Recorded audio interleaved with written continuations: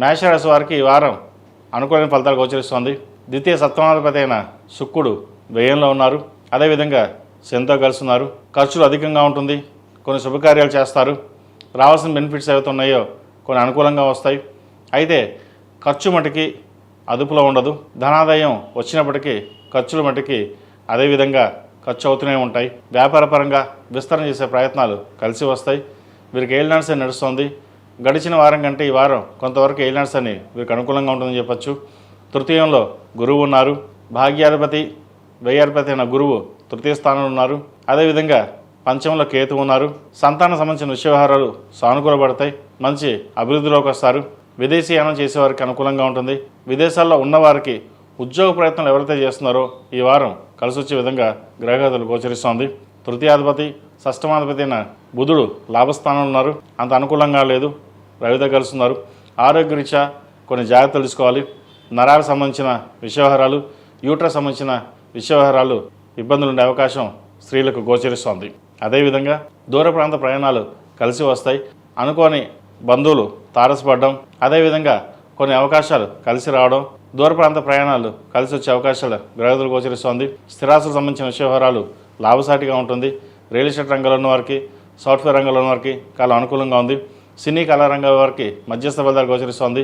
Hotel management, చిరుస్థాయి వ్యాపారస్తులకు కాలం చక్కగా ఉందని చెప్పచ్చు. ఏదైనా సరే సొంతంగా వ్యాపారం చేసుకున్న వారికి కాలం అనుకూలంగా ఉంటుంది. ఏదైనా సరే ప్రతిదీ ఆలోచించి నిర్ణయాలు తీసుకుంటుంటారు. ఇది మంచిదా కాదా, చేద్దామా వద్దా అనే ఆలోచన ఎక్కువగా ఉంటుంది. డౌట్స్తో ఏదైనా సరే అనుమానంతో ఈ పని చేయొద్దు. ఏదైనా చేయదలుచుకుంటే ధైర్యంగా చేయడం చెప్పదగినది.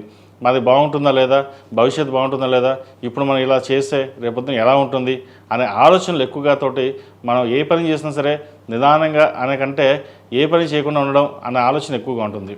మనసు స్థిమితంగా ఉండదు. ప్రతి విషయాన్ని అనుమానాలతో ఉంటుంది. ఇవన్నీ పక్కన పెట్టి ఏదైనా సరే భగవత్ సంకల్పం, మన ప్రయత్నం మనం చేయాలి, మానవ ప్రయత్నం తప్పనిసరి అనే విషయాన్ని గ్రహించండి. జాతక పరిశీలన 50% ఉంటే 50% మన మీద డిపెండ్ అయి ఉంటుంది. ప్రభుత్వ ఉద్యోగం కోసం ప్రయత్నాలు చేస్తున్న వారికి కాలం అనుకూలంగా ఉంది. టీచర్స్ రంగాల్లో ఉన్న వారికి, వైద్యుతులు ఉన్న వారికి కాలం కలిసి వచ్చే విధంగా గ్రహగతులు గోచరిస్తోంది. ఈ రాశిలో జన్మించిన విద్యార్థులకు కాలం చక్కగా ఉంది. పరీక్షా సమయం చక్కగా పరీక్షలు రాసి ఉత్తీర్ణులు అవ్వడానికి చాలా అవకాశాలు గోచరిస్తోంది. కష్టే ఫలి అన్నారు పెద్దలు. కష్టానికి ప్రతిఫలం లభిస్తుంది. అయితే ఏలినాడ్స్ అని రిచ్ అనుకోవచ్చు, మరేదో ఇతర కారణం అనుకోవచ్చు. బద్ధకం అనేది పెరిగే అవకాశం గోచరిస్తుంది. వాటి దృష్టిలో ఉంచుకోవాలి. అదేవిధంగా ఈ రాశిలో జన్మించిన స్త్రీలకు వృత్తి ఉద్యోగాల పరంగా, వ్యాపార పరంగా ఈ వారం చాలా వరకు సానుకూలంగా ఉంటుంది. ఉద్యోగ విషయమై ట్రాన్స్ఫర్ కావచ్చు, లేదా నూతన ఉద్యోగ ప్రయత్నాలు ఏవైతే ఉన్నాయో వీరు కలిసి వస్తాయి. వివాహ సంబంధించిన విషయవారాలు సానుకూలంగా ఉంది. మంచి సంబంధం కుదురుతుంది.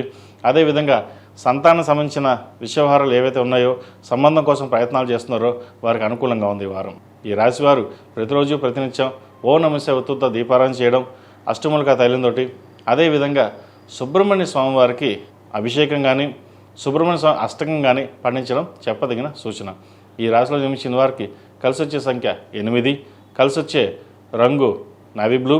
ఏదైనా పని మీద బయటకు వెళ్ళేటప్పుడు గురువారం కానీ శనివారం అడిగిన వెళ్ళండి. మంచి ఫలితాలు సంప్రాప్తిస్తాయి. ఈ పూజస్టోర్.in పసుపు కుంకుమ నుంచి దేవతా విగ్రహాల దాకా అన్ని రకాల పూజలు, వ్రతాలు, గృహప్రవేశం, హోమాది శుభకార్యాలకు కావాల్సిన పూజా సామాగ్రి అంతా ఒక్కొక్క క్లిక్ తోనే మీ ఇంటి వద్దనే పొందండి. ఈ పూజస్టోర్.in